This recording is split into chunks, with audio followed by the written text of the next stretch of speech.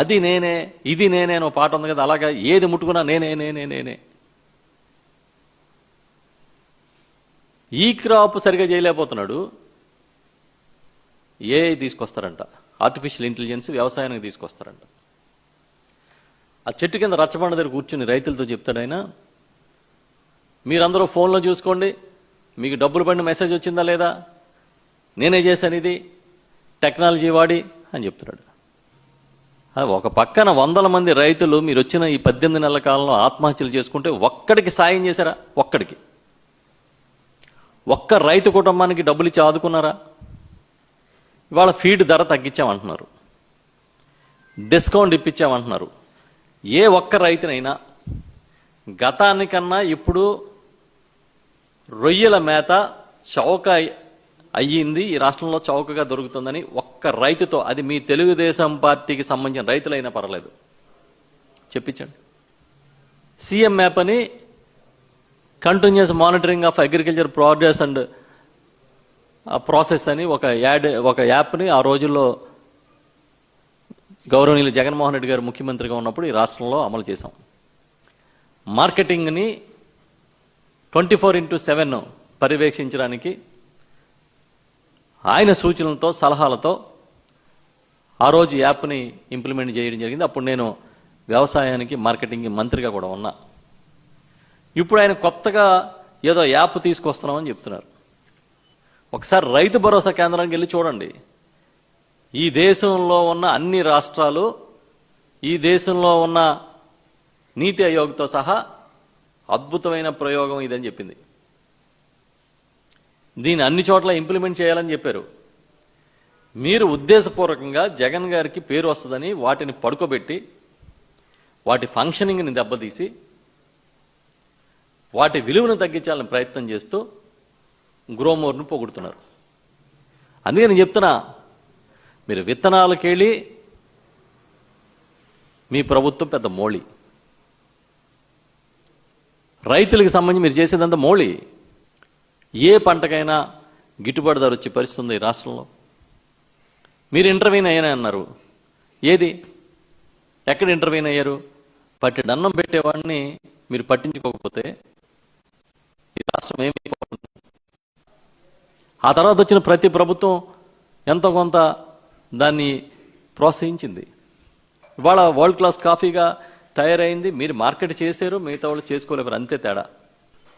Subsidy మీద పురుగు మందులు అందించలేకపోతున్నారు. ఒక్క ఆర్బీకేలో గతంలో మాదిరిగా తక్కువ రేటుకి పురుగు మందులు ఎరువులు లేని పరిస్థితి. 1,61,447 హెక్టార్లలో పంటలు దెబ్బతిన్నట్టుగా ప్రభుత్వం నివేదిక తయారు చేసింది. అంటే ఇంచుమించుగా 4 లక్షల ఎకరాలు. దానికి సంబంధించి 390 కోట్ల రూపాయలు మాత్రమే నష్టం జరిగింది. అంటే 390 కోట్ల రూపాయలు మాత్రమే ఇన్పుట్ సబ్సిడీ ఇవ్వాల్సి ఉంటుంది. నష్టం కాదు, ఇన్పుట్ సబ్సిడీ ఇవ్వాల్సి ఉంటుంది అని తేల్చారు. అంటే యావరేజ్న 12,000 వస్తుంది. ఇది మోంతా తుఫాన్లో మీరు చేసుకున్న ప్రచారం అంత లేదు ఇలా చేసే సాయం. మరి ఏంటి బిల్డప్లు ఏంటి? మానిటరీ లాసు 1,087 కోట్లు, అంటే మొత్తం పంట నష్టం. దాంట్లో ఇన్పుట్ సబ్సిడీ 390 కోట్లు తేల్చేశారు. అయిపోయింది మోంతా.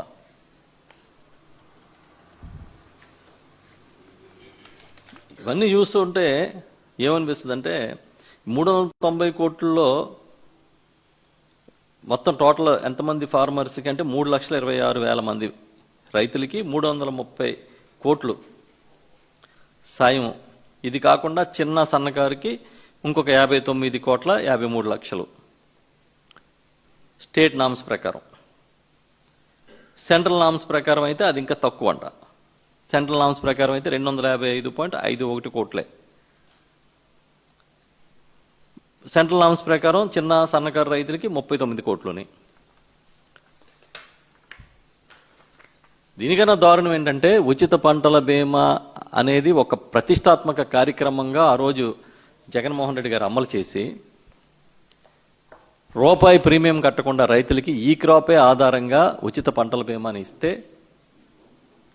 ఈరోజు మీరు ఆ పథకాన్ని ఎత్తేసి రైతులతో డబ్బులు కట్టించుకుని అది కూడా ఇంచుమించు 19 లక్షల ఎకరాలు కట్టారనేది డేటా.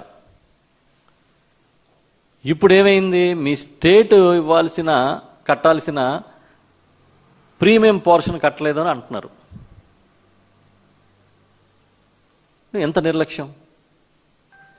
ఆ రోజు 53.5 లక్షల మంది రైతులకి రైతు భరోసా ఇస్తే ఇది ఈరోజు 7 లక్షలకి ఎందుకు తగ్గిపోయిందనే దానికి సమాధానం చెప్పాల్సిందే ఈ రాష్ట్రంలో రైతాంగానికని వైఎస్ఆర్ పార్టీ డిమాండ్ చేస్తుంది.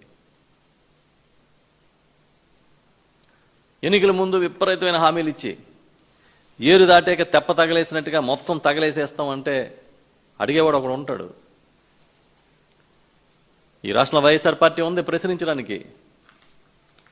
మిగతా పార్టీలన్నీ మీ పక్షం అయి ఉండొచ్చు, కానీ ప్రజల పక్షాన గొంతు వినిపించడానికి నిలదీయడానికి వైఎస్ఆర్ పార్టీ ఉంది ఉంది ఉంది అని చెప్తున్నాం మేము.